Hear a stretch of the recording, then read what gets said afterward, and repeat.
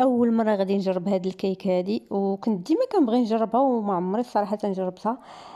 كيكه بالمندالين، عرفتي راه كتجي خطيره بزاف، خصوصا الناس اللي ما كتعجبهمش ديك الزفورات ديال الكيكه اللي كيكون فيها البيض. كنقول لكم جربوا هادي، عرفتي راه خطيره خطيره بزاف.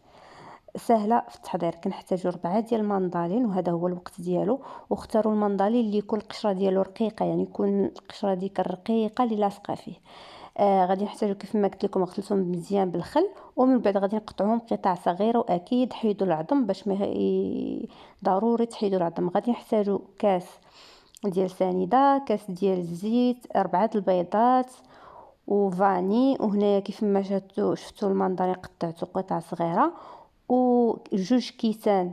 وكاس الثالثه غادي يكون كاس الا ربع ديال الطحين. المهم في الاول غادي ديروا جوج كيسان، ومن بعد بقاو تزيدوا الدقيق الا خاصكم تزيدوه حتى لنص كاس تقريبا.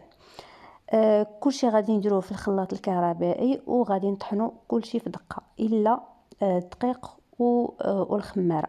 اكيد كنديروا 4 البيضات. غادي نعاود المقادير. غادي ندير كاس كاس كيوزن تقريبا 100 غرام ديال سنيده. 100 غرام ديال سنيده. تقدروا ديروا كاس عنبه، اللي عندها كاس عنبه دير كاس عنبه تعبر به كاس عنبه ديال الزيت وكاس عنبه ديال سنيده. وهنايا اكيد رشه الملح ضروري كديروها في اي كيك. وغادي نطحنوا كل شيء. كيف ما قلت لكم ان المندرين ضروري تحيدوا ليه ديك العظم. انا هذا المندرين ما كانش فيه نهائيا العظم. هادوك 3 خليتهم بالقشور، وحده اللي قشرتها حيت كانت القشره ديالها غليظه. الا كانت رقيقه خليوها. وصافي من بعد ما خلطنا الخليط مزيان غادي نصفيه. ومن بعد غادي نزيدو الدقيق. هنايا تقريبا هنا 2 كيسان، نفس الكاس اللي عبرت به الزيت وسنيده. غادي نضيفو 2 كيسان ديال الدقيق، معاهم 2 خمارات. غادي نغربل كلشي وغادي نخلط به الكيك. عاد من بعد غادي تشوفوا نتوما على حساب الدقيق ديالكم. تقدروا تزيدوا واحد نص تقريبا كاس الا ربع حتى لنص كاس. المهم على حساب الدقيق اللي استعملته. اكيد انا كنت شاعله الفران من قبل، خليته يسخن. وغادي ندخلوها الفران وجربوها، ردوا عليا اخبار. كتجي واعره وسهله. اللي سهل فيها انك كتلوحي كلشي في الخلاط الكهربائي، كطحني كلشي كتصفي وكتزيدي الدقيق. بالنسبه للفاني راه درت واحد شويه د الفاني.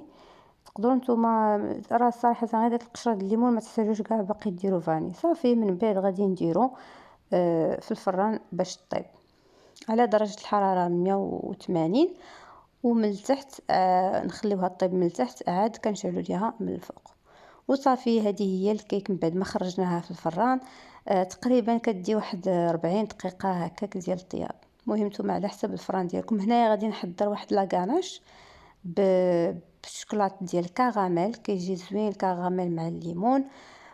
وتقدروا ديروا غير الشوكولاط مع دوب غير الشوكولاط بوحدو، كيف ما تقدروا ما ديروا والو.